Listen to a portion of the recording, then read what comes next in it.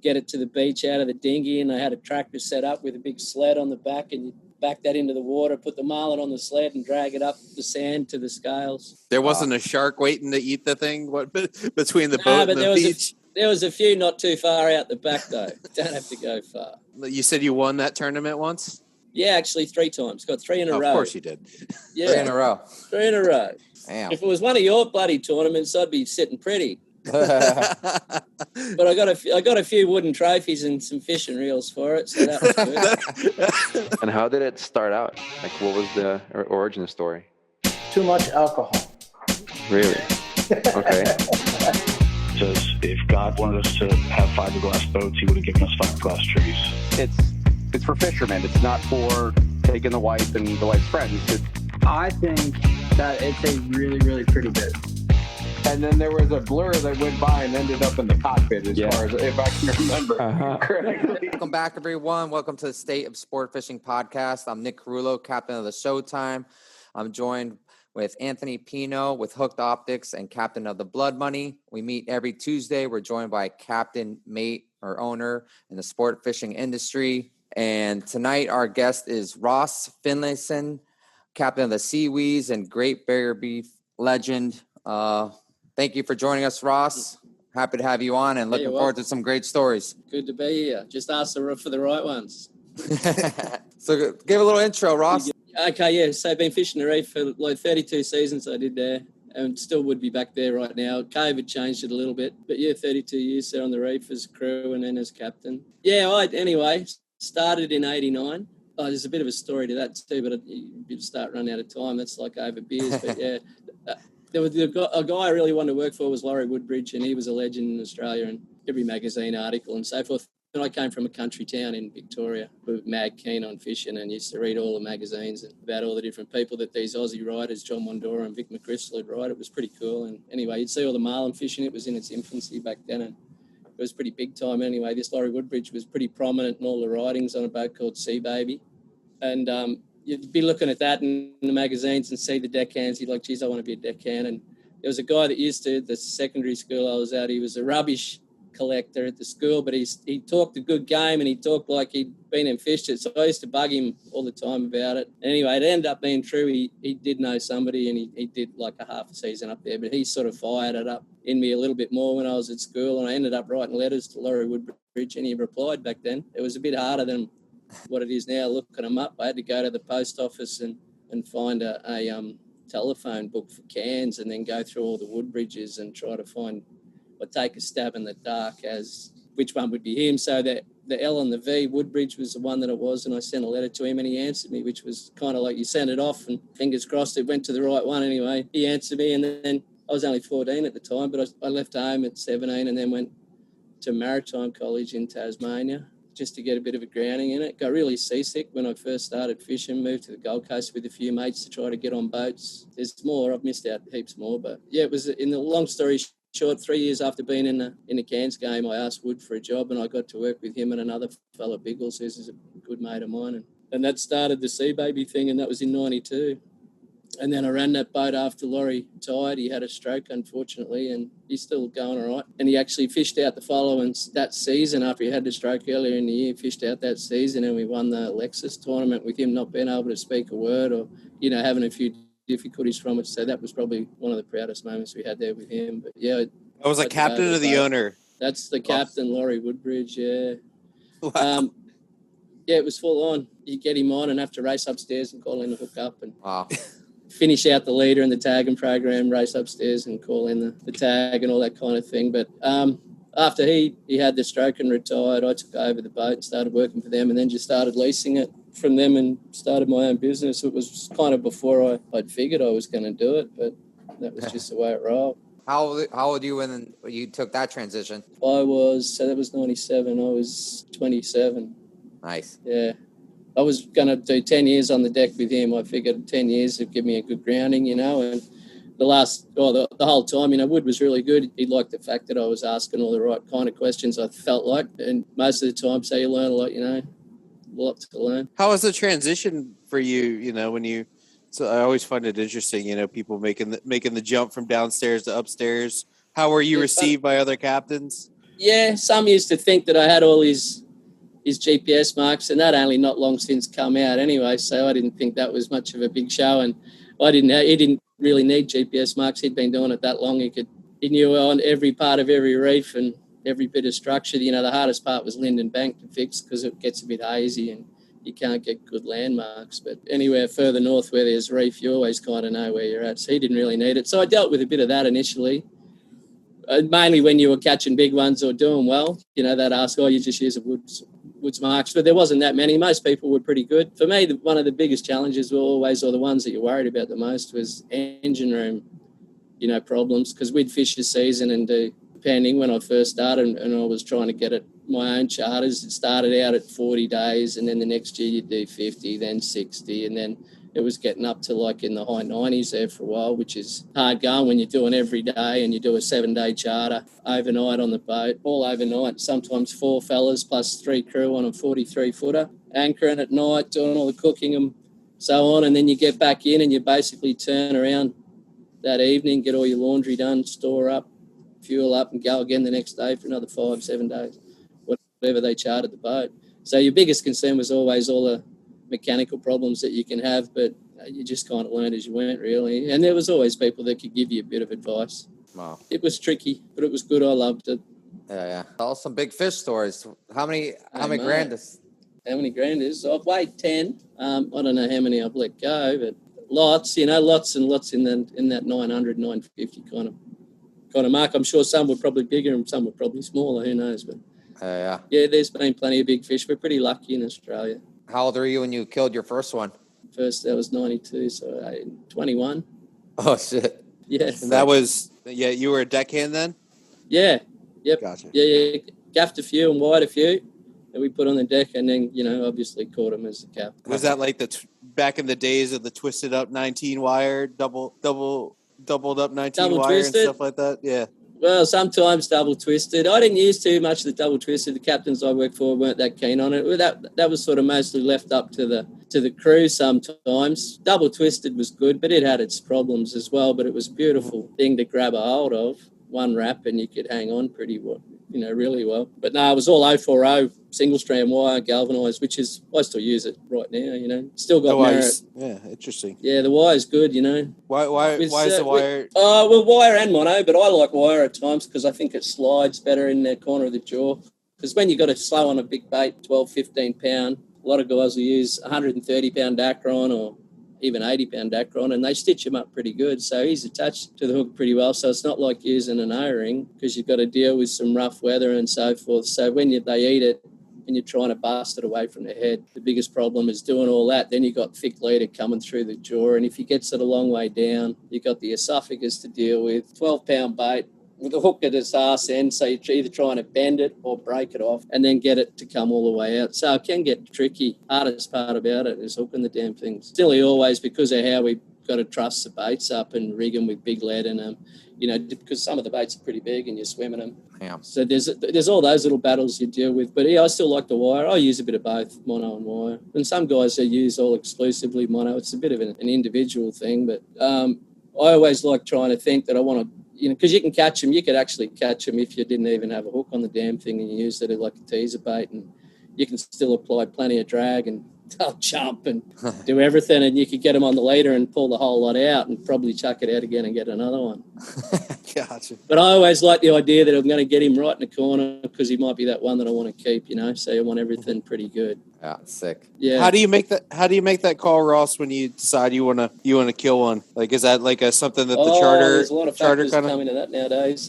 Yeah, I can always tell that I know them. Most of the people that I have are repeat and know what they're like, and depending on who they are and what they've done, you know, we might. It was easy to do it when there were plenty of motherships and somewhere to weigh it. Now it's all about somewhere to weigh it. If you were going to do it, that's the biggest problem. Why is there less motherships now? Well, with COVID the last few years, there has been. There has been no one really. Prior to that, there was still some motherships, but not like it was back in the day that everyone remembers and knows cans for. It was a different kettle of fish, and as the times change and you get outside pressures from different groups, you know, politically and so forth. And in Australia, we've always had a really good representation of the charter fishing industry and the black marlin fishing industry in Cairns, and we've got this association called the CPGFA, Cairns Professional Game Fishing Association, and they've been representing that fishery pretty much since its inception. So we're always really mindful of the fact of how, you know, the fight that we've got to fight constantly, and then the worth of, you know, every now and then, yes, we'd all like just to weigh one, but sometimes is it really worth it? And depending on where you're at, it can be troublesome these days. But that's possibly the biggest thing. I got you. How far is the run from the marina to the reef where you're fishing? The run's not too bad. Yeah, pretty good on average from Cairns. It's 35 mile from land, and you can catch them straight out the front. You know, like that's the outer reef's 35 miles. So there's little gaps in between the reefs and all that kind of stuff, big gaps in between some of them. But we fish all the way from there to Lizard Island and a bit north of Lizard. You can probably catch them all the way down, or you can do, all the way down to Fraser Island, Brisbane in the south at that time of the year. But it's 1,400 miles, the Great Barrier Reef. But logistically, Cairns offers the best opportunities to access it. And we've got the ribbon reefs, and the way that the whole thing pushes in there and the shellfish and everything about it is why they come there. There's something about that area that's just perfect for them to come to. But, yeah, you'll catch them all the way along. That 1,400 pounder a couple of years ago, that was caught down off Fraser Island. When the Japanese used to come there, they'd keep all their records. I've got some of their old records from the 1980s in my shed at home, and the second highest concentration was off that they found anywhere in the Pacific was off Fraser Island, next to Cairns, really, or, you know, underneath Cairns. Cairns was the highest. So there's plenty all along that whole reef. There's so many opportunities, but it's hard to access. And then we have marine park zones that you can't fish in. So all in all, black marlin's living a pretty good life on Australian Australian waters, you know. It really is. That documentary you guys did from the sport fishing group was mainly about combating the kind of crazy green groups. Yeah. Yep. Yeah. You guys don't seem to get, I haven't seen as much, but I'm still a newbie to what you guys have got to deal with. But yeah, we get constant pressure. Constant. Have certain things that we got to deal with, Nick, but not like that. I mean, that documentary was pretty cool just in general, because if you like fishing, you should check it out. But you know, I don't think our battles are like that. Like, no. I don't know. I mean, Nick, you got areas down in the Keys that are closed to fishing, right? But they're pretty small. Yeah, I mean, the Dry Tortugas has some areas that are closed off, you know, and they do protect that pretty well. You definitely don't want to be in there with some fish in your box, you know.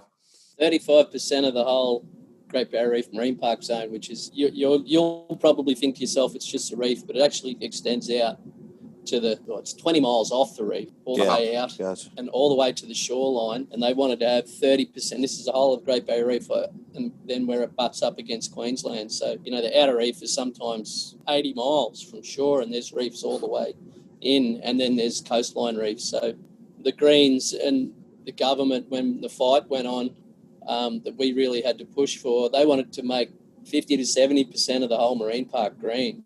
So we had to try to fight them on it, and we got them back to 35.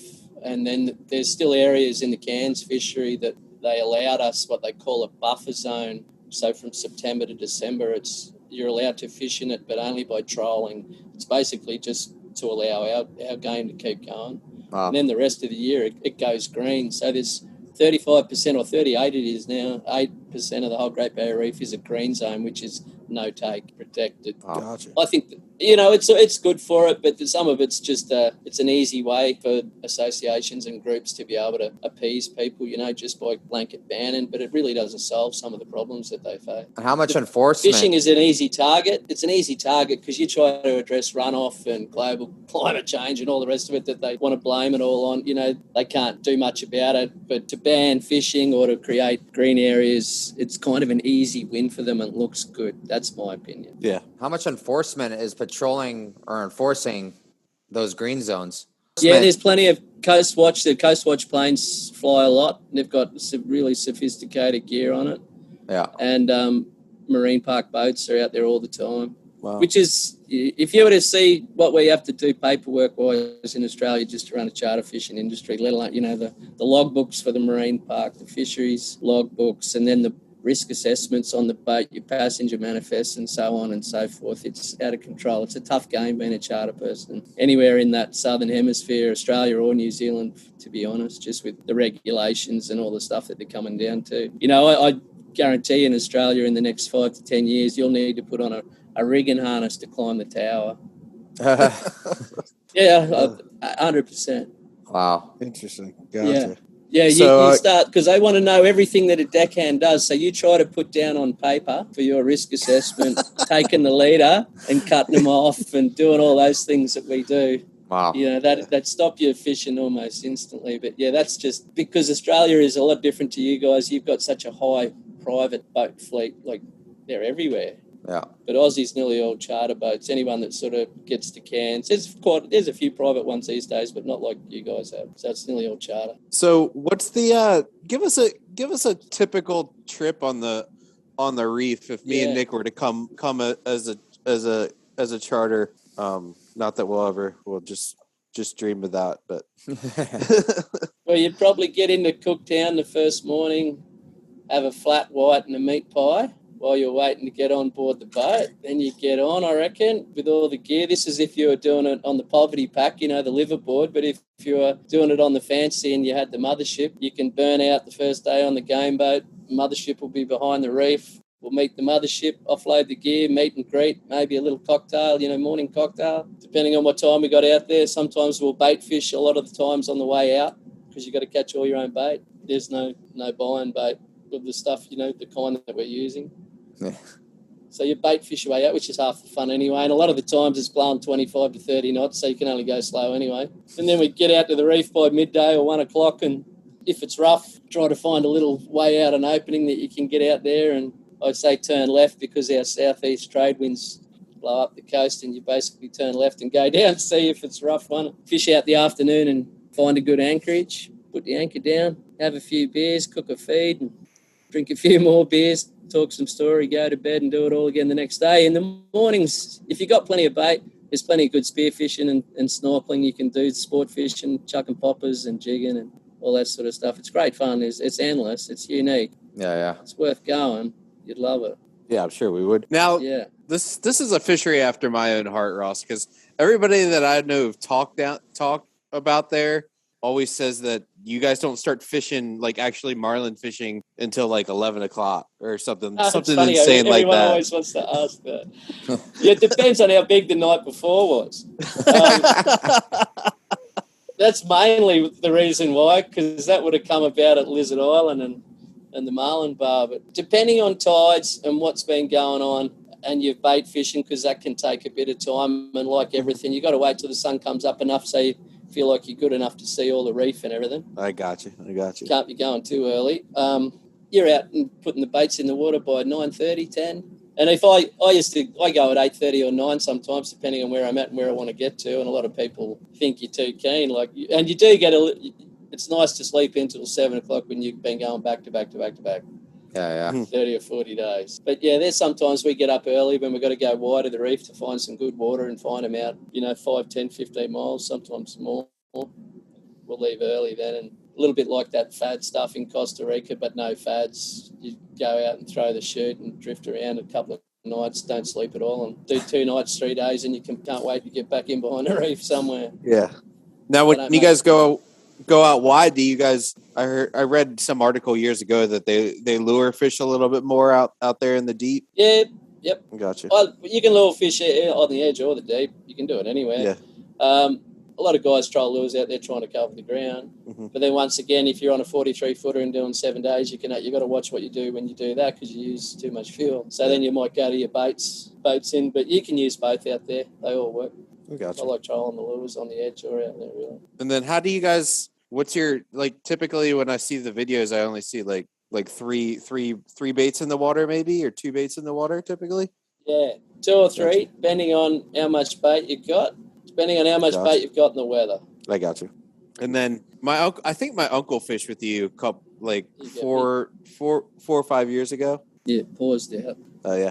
I said I think my uncle fished with you. I think it was at least 4 or 5 years ago now. Yeah. But he said Bill, Gunner, and Jim. I'm just trying to think.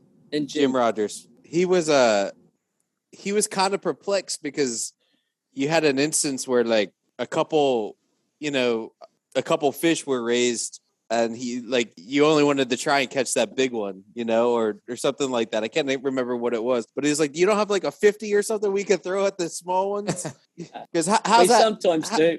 How's that work when they come? Because it's kind of a mating thing, right? With the big ones. Yeah, it is. Yeah, we've thrown pitch baits at them plenty of times over the years, 50s included. It's sometimes, depending on the weather, it can be a pain in the ass because your baits are back quite a ways. Old style they are, quite a way. So then you can bait and switch them. But we're still just trying to get the big one. That's just kind of what we're always like. And if there's 2 or 3 fish and a big one is amongst them, I'd like to keep the 50 in, even though I've caught plenty of 50 pound, plenty of big ones. Yeah, it's dependent. But yeah, I remember that incident. It was funny. You had him going. He was really excited about it.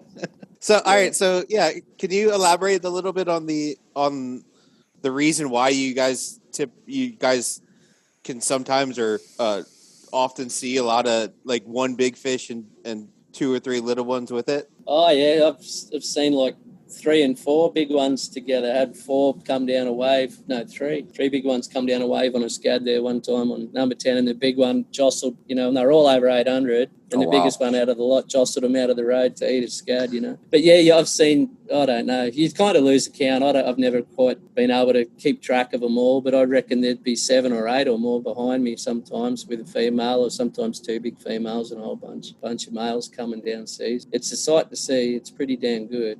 Yeah, wow. That's sick. Hard to describe. Yeah, I can see it to believe it. But everyone that sees it and they see one lit up, they'll instantly say, "Is that a blue marlin?" Like, no, that's a very blue black marlin. They light up incredibly. Whole body blue. It's incredible. Quick break, everyone. We usually don't run ads, but considering it is holiday season, we'll be running sales up to 50% off. So please check out our website at billfishgear.com and also check out our co-host website, hookedoptics.com. Thanks for listening. I was saying, you hear me now? Yep. All right, cool. I'll say, what's the bait of choice? Dogtooth tuna or the elephant tuna? Oh, they look deadly, I tell you. Doggy's pretty damn good when you get one. They're all good, whatever they bite on. Scaly, mac tuna or bonita, yellowfin, northern bluefin tuna, scad, queenies, runners, you name it. They're all good. Yeah. I love a good runner. Runners are great. Can be tricky and fickle to rig, though. That'll test your deckhand. But if you get it right, they're pretty awesome. But they're all good. Queenies are especially good, but he's a tough bait. He's a bit of a heartbreaker. He gets the bites from giants, but he's really hard to hook him up on because he's hard to break up and he's got leather-like skin and everything about him. But, God, they love eating it, but he's a heartbreaker. I've lost some giants on Queenies over the years, but I've caught plenty as well. But, yeah, there's a lot of bait, and half the fun and half the biggest thing in Cairns is catching bait when it's tough. That's the hardest. Then what's the biggest dog you caught? Doggy, oh geez, that's a tough one too. Probably 120, 150 pounder. Nice. But they look enormous. You get an 80 pounder, he looks enormous because they get the barotrauma. So he comes up with the round guts, and if you pop his guts, he thins right out. But they've got block heads on them. They're flat head. They're the meanest looking fish. I love those things. They're fucking badass. Oh, they're really good. The hardest part is a lot of people don't mind eating them. I'm not a big fan of it. But I just think they're cool and hard to let go. So I try to fish for them now with a few different methods with bait and circle hook and try to cut them off before you bust their head above the surface. It almost seems like every time you break their head, the barotrauma really kicks in, and then you got to spend all that time trying to decompress them, and I'm not sure how they go because they're pretty residential, to the spots that you catch them. Yeah. But they're cool. Have you caught them? No, well, I went out diving, but, I'm dying to spear one, that's a dream. Oh, so yeah. That's like the spear fishing, Holy apex. Grail, isn't it? Yeah, holy grail, yeah. They go hard. I see what they do on the spearfishing rods, but you want to see them on a jigging rod. You're not seeing anything like. If you think you're the best knot tie up for a doggies, and we'll see how you go. Yeah. Because somewhere in it, on a big giant doggy, somewhere you're going to find some tackle failure. It's a blowout. Yeah. They live in pretty deep water, Ross? Sometimes in the shallows too. Shallower than you think. They get right in there. That's sick. Yeah, a bit of everything. I was just going to ask, I always try to ask people, what's a day that's real special to you on the reef, Ross? one you think about and you're like, man, that's why the fuck I get up and do these 7-dayers out here, or however you guys do, you know? Like, I mean, one day, like, give us a couple Just days where you're just like, man, like, just this the fact is why I that do it. you can catch a big one any day. Yeah. Is motivation enough to go and put them out. I've got a lot of standout memories. One that really stands out was, I think, 2014. It was a really, really good year. Lots of big ones, like lots of them. I don't know how many I caught for how many days. Can't remember the exact figures, but there was a lot over 800 by the end of it.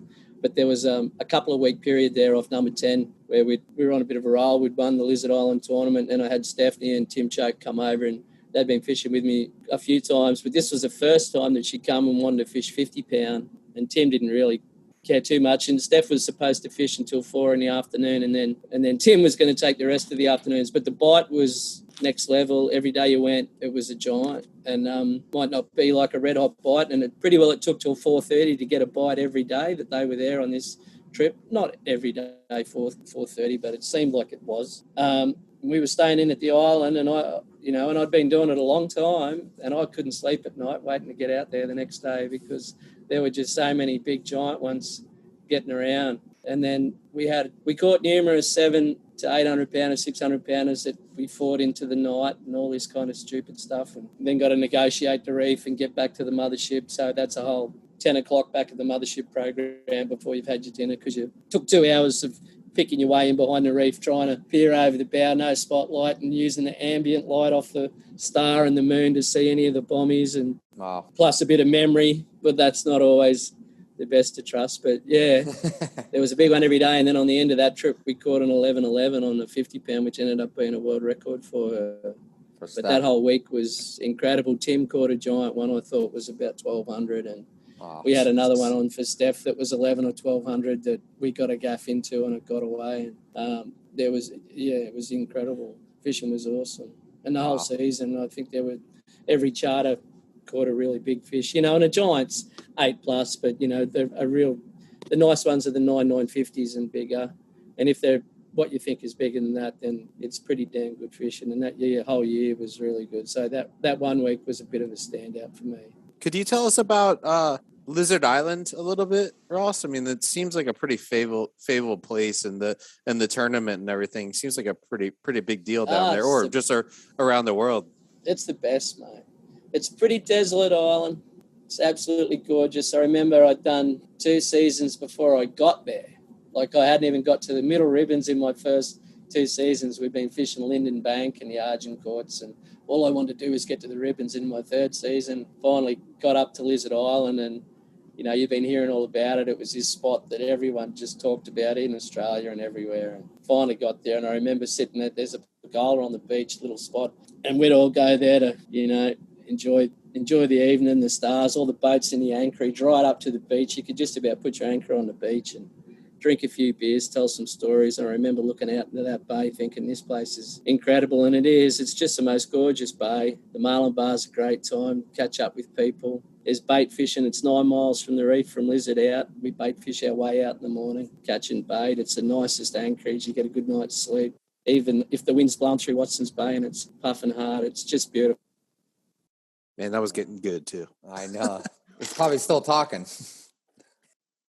That seems like such a cool spot. I always wondered, when I used to read Marlin magazine back when it was like something that interested me.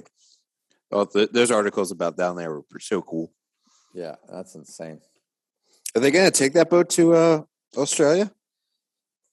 I don't know. Good question. I want to know. Question. That's a nice fish they caught the other day. You saw that one? No. He caught an 800 in Panama. He called it 800. Gotcha. Yeah, I mean, sure he could figure out down to the pound as many as he's caught. There he is. He's back. Back, mate. There we go. Say what you were saying. You were talking about that. We were talking about the Marlin Bar and the bay there. The description of the Marlin Bar, mate, it was the best. There were always, you've been out at sea a while, so there were other distractions on the island that always made it pretty good to go back to. Competition was fierce, but the distractions were fantastic.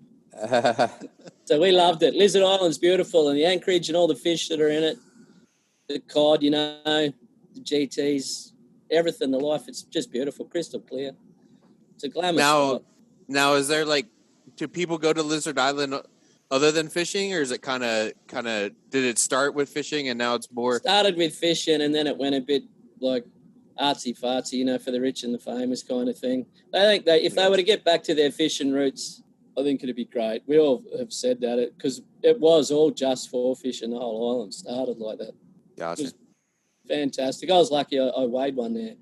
I was so glad I did, because it was a pretty cool photo to get it under the Lizard Island gantry and all the palm trees and your friends around helping get it to the beach out of the dinghy. And they had a tractor set up with a big sled on the back, and you back that into the water, put the marlin on the sled and drag it up the sand to the scales. There wasn't a shark waiting to eat the thing between the boat and the beach? There was a few not too far out the back, though. Don't have to go far.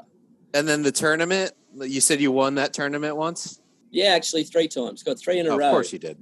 Yeah. 3 in a row. 3 in a row. Damn. If it was one of your bloody tournaments, I'd be sitting pretty. But I got a few wooden trophies and some fishing reels for it, so that was good. That's all I got. Yeah. only Nikki's the one that wins tournaments back to back, collects the big checks. Oh, that's only been my claim to fame with it. Although I did get quite a few champion anglers for different anglers and stuff over years, and runner-ups and stuff. But yeah, I was pretty proud of that. 3 years. I don't think anyone had done that one 3 times before, so that was good. Yeah, I don't think so. How many boats participate in that tournament typically? Not many compared to what you guys do. 20 to 30. Oh yeah, for sure. Yeah, I mean you're in the middle of nowhere pretty much, aren't you? Yeah, you get 20 to 30 there. Yeah, nice. That's pretty good turnout for how off the path it is. So. Oh, it's awesome. It's really good. Yeah. They put on a good show there. It was just great. I love it. I miss it. No, you'll get back there. That's got to be tough, man. Oh, it's a pain. Yeah, hopefully after the Panama season, we'll go back to do Cape May again for a couple of months. Get in. Oh, well, it's not too bad up there. I was going to say get back to the grass and the 80 mile each way. The grass wasn't even bad up here this year. No. That's all. Yeah, no, it wasn't bad.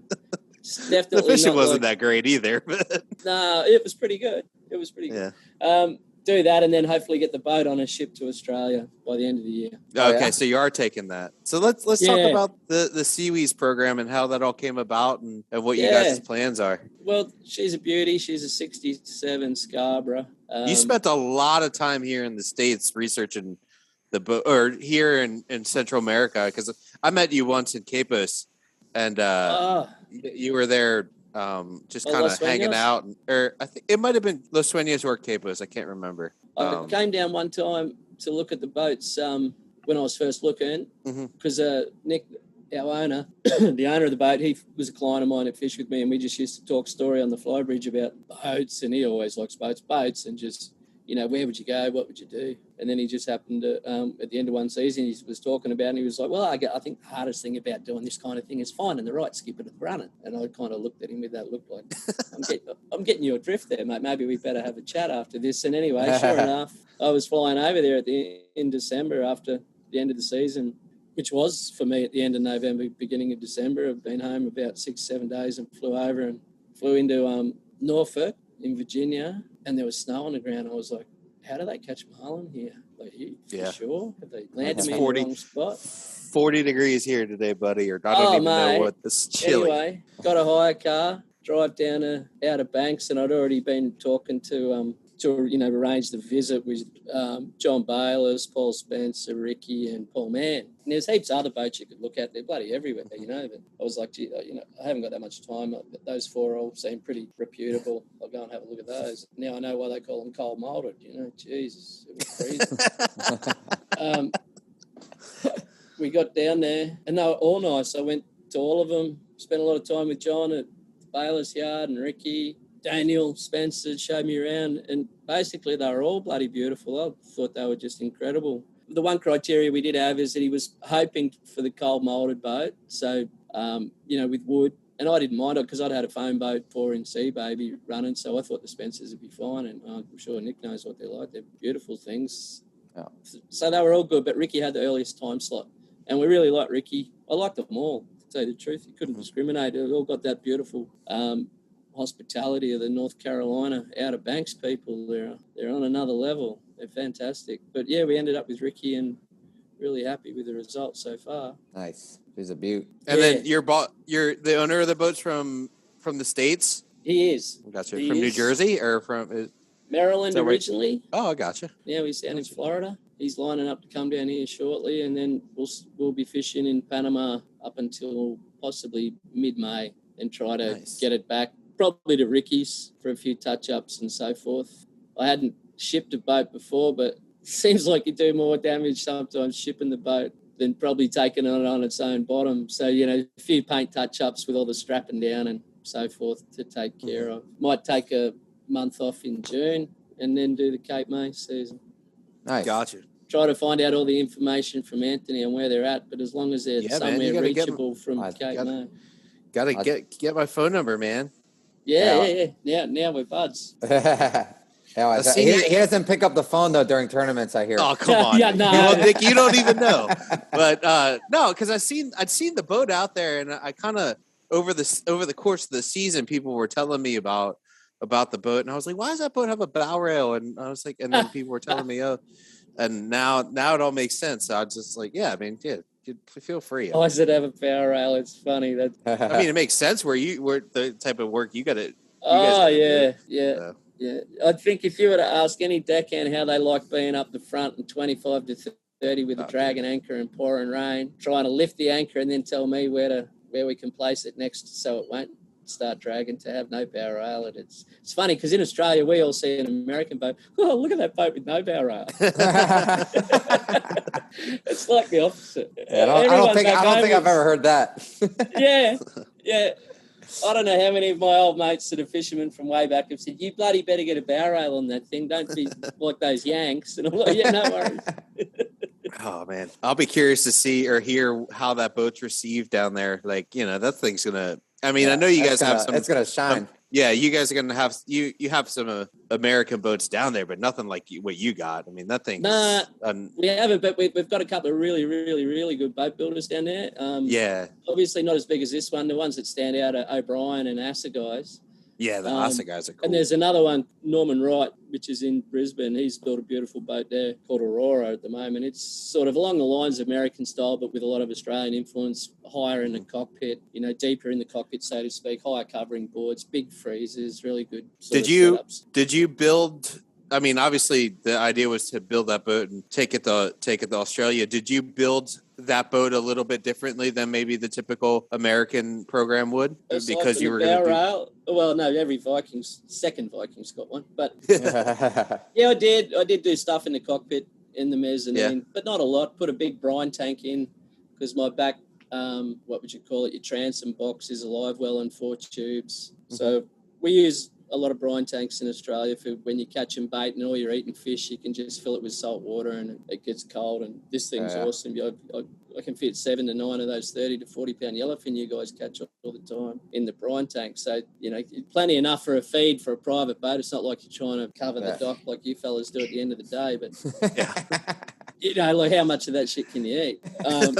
But the brine tank is good. Bait station instead of the grill. Mm-hmm. Yeah. Proper little bait rigging table. Bits and pieces. I'll probably forget them, but upstairs on the fly bridge, we've got a big double bed and it's air conditioned because they sleep up there a lot on the reef, when you're anchoring out, depending on how many people you've got, how dodgy you feel the anchoring area is, just so you're there all the time. But that was good, and we've got surfboards that fit in under there. We've got 7 surfboards under that because he likes to surf and I like to surf. So we've got an air compressor, 6 tanks, all the dive. It's got more fruit than you can imagine on this thing. That's sick. Yeah, it's loaded. It's a long way from where you started, I'm sure. It's probably like a different world, air compressors. It is, mate, but I tell you, I hadn't gone faster than, a cruise of 21 knots for years. If you hit 24 or 25 going down sea on a nice wave, you were like cheering. So having the speed of these things is pretty nice. And also the best thing is not being the one with the credit card. Yeah. They use plenty of juice, don't they? Yeah. But I tell you, I got used to it real quick. That 30 knots plus, that's so nice. Oh, yeah. Do you think having, that sort of speed and I'm sure you carry a fuck ton of fuel on that boat. And like, do you think it's gonna? 2,300. Yeah. Do you think it's gonna change how you're gonna fish down there? Do you think? Do you lay in bed thinking about like, man, the things I could do with this boat? You know. In Australia, yes, if you had the mothership with a fuel load, but then like you burn a fair bit. Like those day trips out of Cape May, they're 600 to 700 gallons. That's It's a fair whack. So, like, fishing for me here in Panama is almost similar to Australia because I've been going out and doing 8 days and 9 days. So I'm sort of rolling the old jug along, running a really cruisy 28 to 30 knots. But the boat's really economical at that speed. And it's actually a pretty sweet speed for this thing in all conditions. It just eats everything at 28 to 30 knots. It's like 100 to 110 gallons an hour at 72 or 3% load. So, I feel like I'm going to get longevity out of it. Runs nice, people can work and stuff, and down here it's a bit more of that because the fuel's the hardest part in Panama. I don't know if you guys have fished down here, but it's my first crack at it. But I've got a lot of people that have helped me out with different contacts and places. But you still got to get fuel. Where have you been fishing lately? Down towards Piñas or up to the north? We got the boat off the ship in the beginning of November, probably around the 7th. We left Golfito, fished our way here, took 7 or 8 days doing that Hannibal Bank and all the rest of it, looking around. It's pretty early here still. Lots of rain every day. The rubbish, the trash in the water, the trees, the giant trees and everything you have to avoid. You just can't run anywhere and feel confident about it. Can't take your eyes off the road. The little local longline fellas that set these little surface long lines, only little short ones. How was Hannibal Bank? It was quiet when we were there, mate. But I think it's early days. Yeah. Early days. I mean, didn't catch a marlin.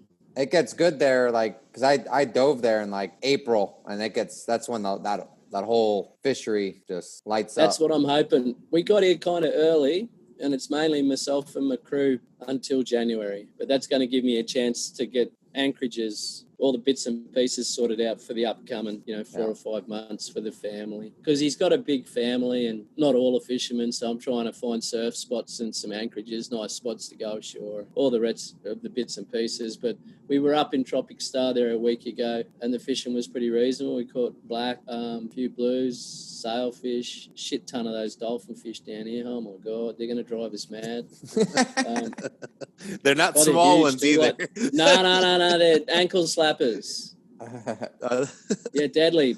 So it was pretty good, but I think it's still early days here from what I can gather. Everyone tells me January it seems to kick in, or mid-December through January and February there for Tropic Star Pinions. Seems like down there in Costa Rica, when the rain stops, it kind of gets a little bit better. Yeah, it's been pouring rain here all day. But everyone keeps telling me it's going to blow from the north and get a bit better soon, so we'll see how it goes. Nice. I'm looking forward to it. Yeah, man. That's cool. And then... So you're coming back here, and then you're hopefully off to Australia. And then Solomon Islands, New Caledonia. Oh wow. Probably out to Tahiti. Come on. It's sort of a lot in the Southern Ocean. One of our biggest plans, or my biggest plan, is we've got a pretty good, and Nick's into it, satellite tagging. We just put a satellite tag in that blue marlin we caught the other day out of here, which was a nice big size one, I thought it was an 800 pounder, and we satellite tagged that, but I was hoping to satellite tag mainly black marlin here. But once we get to Australia itself, but Solomon Islands, and there's a set of reefs between Australia and New Caledonia called Chesterfields. And there's been a few guys that have gone there over the years, and it's I think pretty special spot. So I'm looking forward to getting there, and somewhere in those regions, Solomons, New Cal, or that Chesterfields, if we could catch black marlin and satellite tag them, sort of outside it, the recognised Cairns marlin season, I'd like to be able to see what their movements are. So that's sort of a bit of a goal for those regions that are close to Australia when we get down there. But we're really keen on having a look in Tahiti. There was talk of some Indian Ocean, and then there's talk of Cape Verde and the Azores. But, geez, I reckon in that small conversation is 15 years easy. Yeah. So, I think we'll just take it out as it comes, get to Australia, and then get those countries that are close by. The Solomons has got heaps of potential, and it's a cool spot. It's got surf, awesome diving, the culture of the tribes and the villages, on all those remote islands. Pretty cool. But is there a mothership to take you guys there, or how's that work? There's some that you can charter in Australia, and I think the goal for us maybe in the future will be a mothership for the boat as well.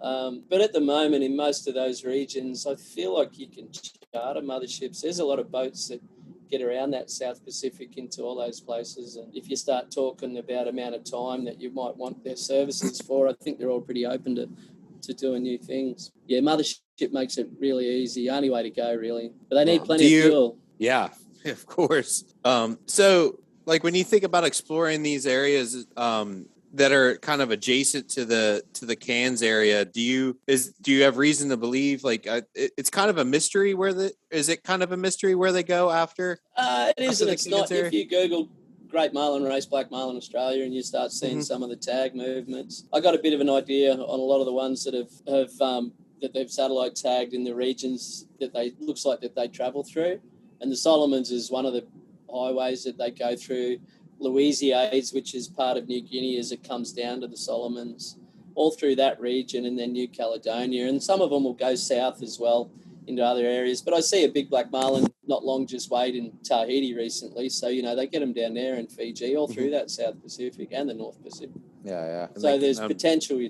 I'm looking forward to doing the ones here. I was with Guy Harvey there at the lodge when we were up at Tropic Star, and they were satellite tagging blue marlin and hopefully black marlin if they caught them also. But he seemed to think that they didn't mix this stock that was here with the Australian stock. But we've had Australian ones, juvenile black marlin, swim all the way from Australia to Costa Rica. So, there's no fences, is there? So it'll be interesting to see what happens. Wow, that's pretty cool. Yeah, that's insane. That's a dream trip, man. That's incredible. I'm just looking at, like, thinking about nights that I'm up in the middle of the night looking at the map, looking at these places. Yeah. That's so cool. Google Earth is worn out on my phone. It really is. I really want to try the Azores. I want to get to there and give it a shot. I'd love to go to Ascension and Cape Verde and those, but Cape Verde, it's a rough spot to get to. I feel like I could do 3 weeks or a month at Cape Verde and get somewhere nice like the Azores or Madeira. Yeah. Cape Verde's hardcore. I know quite a lot of guys, Marty down there and all the boys. They deserve all the fish they catch. How about Western Australia, Ross? Have you ever fished out there? Yeah, went over there one time. Yep. That's that guy. It's really good. Eddie, he's kind of really putting that place on the map. It's pretty cool. Yeah, he's been smashing. Eddie actually did a season in Cairns with me before he went back and did that. He's a young fella too from Victoria that ended up following his dream. It's a pretty cool story for Eddie. But yeah, their fishing's really good. Blacks, blues, sailfish, off the charts really. Yeah. Not far to go. Pretty desolate. It's like desert in the ocean. Yeah, it's really out there. Like, it's how far? That's Perth over there, right? On that. Perth is down Perth? The bottom, and then it's midway. It's the most westerly point of Australia. It's right on the curve. So topographically, it's sort of ideal for it. And they got the Ningaloo Reef. Yeah, he's crushing it, going really well. He's good on the internet. Yeah, yeah. I mean, you got to be to get people there. yeah, because there was actually been people fishing there years ago a lot, but that was prior to all this stuff. But yeah, Eddie's been going really well. Yeah, cool, man. Yeah. Where's been one of your favorite places to fish? Obviously, excluding your hometown. No, besides Kona? Your hometown. No. Kona, you're saying? Yeah. All right. Calm water. Not beautiful. Not far from shore. Yeah. Big ones. Not that I've caught a real big. I caught it when I worked there as a young fella on the Family years ago. I caught a 942 there, and then I missed out. I was working for a mate of mine, Darren Isaacs, and we'd been working all season, and there hadn't been much work actually for this 1 week.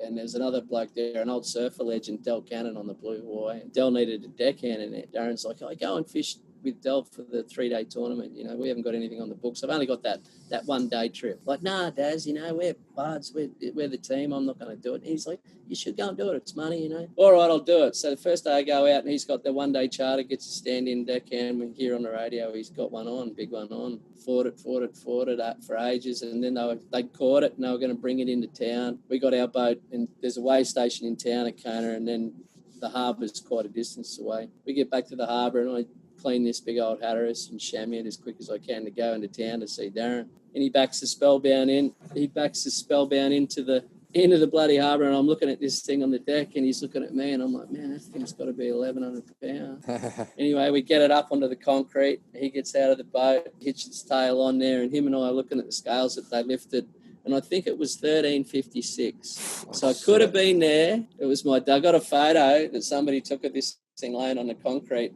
and there's this fella in the background with his bag over his head, and he's visor down with his head down, just walking away.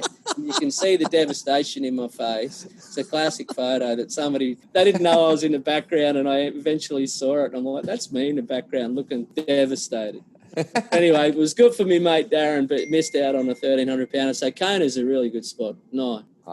And I like anywhere in the Pacific with no graph. Yeah. You guys deserve everything that you do when you go to the Pacific to have the best fish, and to put up with that grass. Oh my God! It wasn't that bad. Did you fish at No, it wasn't there. places? It was the Bahamas. Ah, yeah, okay. I didn't know you were there. Bahamas. The Bahamas. Bahamas, Big Rock. Oh, the Big Rock is bad too. Oh. Hatteras. Well, there's nothing great about. I mean, it's a great tournament, but man, that fishing's tough. Grass, mate. It's just relentless. It is, isn't it? Yeah, especially down that way. It's and it is off of So Hatteras. what are you doing, winter, Anthony? We're taking the boat to Wrightsville Beach, and I kind of maintain it. We fish out of there when we can. Man, I'd love to go. I'm going to Mexico on Friday, so I'm pretty excited about that. Just for one trip. Okay. Yep. Where you going with? A boat from Texas called the 61 Viking from Texas. Called Downtime or something? Downtime. That's what it was.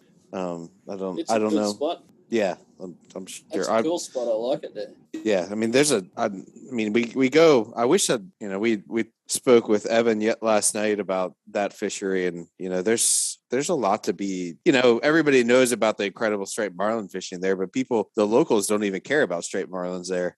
Yeah, it's crazy. So it is crazy. So yeah, it's a good spot. Well, that's good. At least you get to do that. Looking forward to going, and then maybe we'll do something come February or March, but who knows? We'll figure something out. Yeah. What about you, Nick? Get ready to kick off sailfish season here. That's right. So yeah, I'll be sailfishing, through April here in South Florida, and then head back over to the Bahamas. Been buying brine shrimp to feed your pets. Yeah, you know it. I love it. You know it. Guys are hardcore. Yeah, that's like feeding them filet mignon, I was thinking of you the other day. We had a whole live well full of stuff. And we had them, and they lived a long time, and they were getting hungry. And I'm like, man, we need to do like the sailfish boys and have some brine shrimp and chuck it in there. I think we could have this lot forever. Yeah, you'll be surprised how long they live. As long as you feed them. Yeah, right. Do they get into eating the food pretty quick? Oh, yeah. Well, once you introduce it to them, it'll take a few days for them to kind of realize. But then once one of them starts eating, they all start eating. Right. Yeah. Yeah. That's funny. They become your pets. Yeah. I love you. You speak about live bait with such passion, like Evan talked the opposite of what Evan thought about dredges last night. You just you can see him light up, and he's just like, oh man, he knows exactly how it all works, how their personalities and everything. Yeah, he was fun.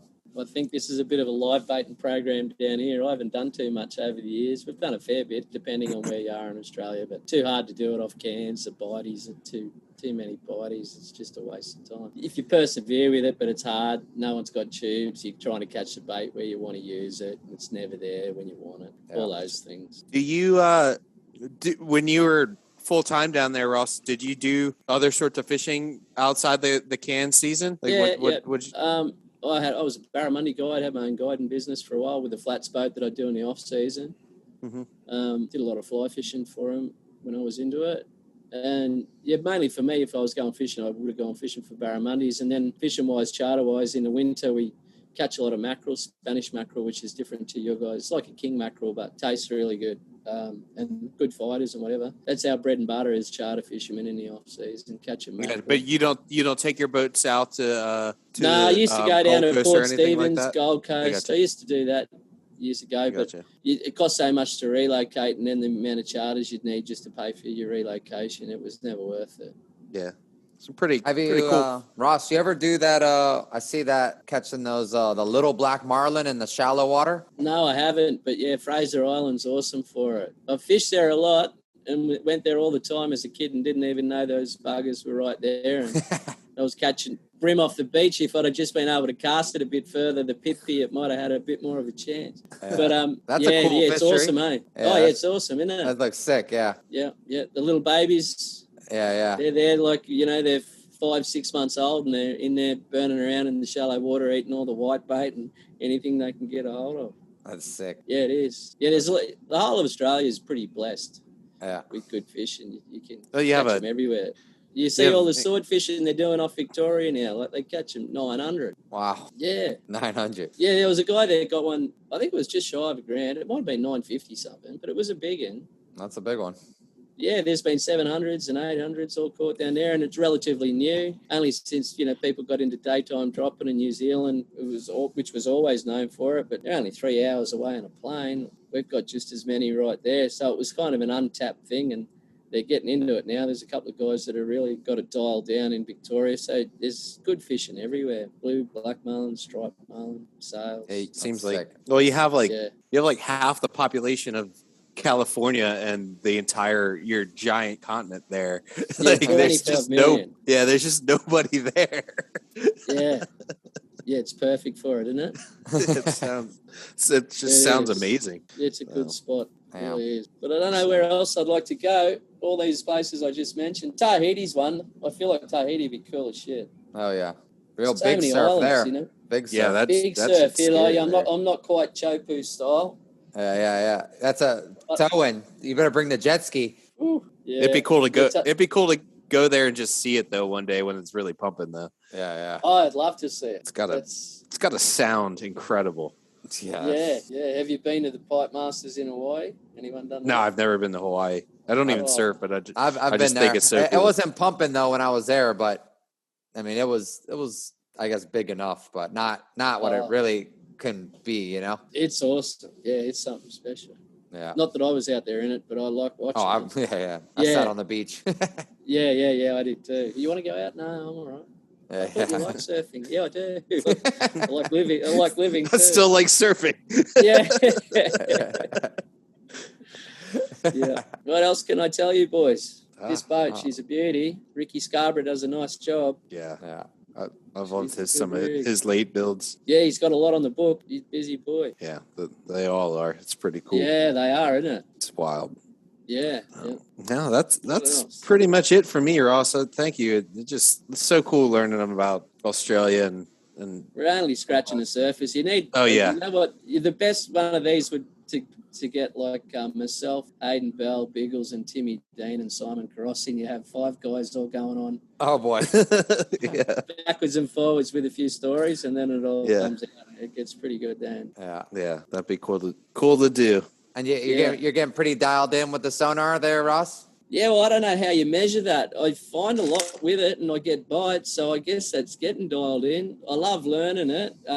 I've got a fella on here that's done a lot of it at the moment, and so it's interesting to see what his captain was doing with it. But, it's all about targets, isn't it? Getting more targets and trying to work out what the hell they are, because there's a lot of critters out there. I mark heaps of shit that I think salmon, it's not, or it could be that they don't bite. Like how do you quantify anything? You can't really. Yeah. But there's plenty of things where I go, I wonder what that is, and go over there and next, sailfish will bite me or whatever, and I'm like, Yeah, I was chasing around a lot of manta rays this summer, Ross. I'm sure there's heaps of I was like, what the fuck? Like, because they look pretty similar, except they move differently. And I was like chasing these things, and I chase them, and be like, I'm marking, and then somebody finally was like, oh, they're manta rays. I've been chasing them too, and somebody saw a couple of them in a wave, but. That's going to be, that thing's going to, on the reef, is that going to help? That's got to be incredible. Got to be good anywhere you go, doesn't it? Yeah, but like just the sheer size of some of the marks you're going to get. The targets, there's plenty of air bubbles in them. I know.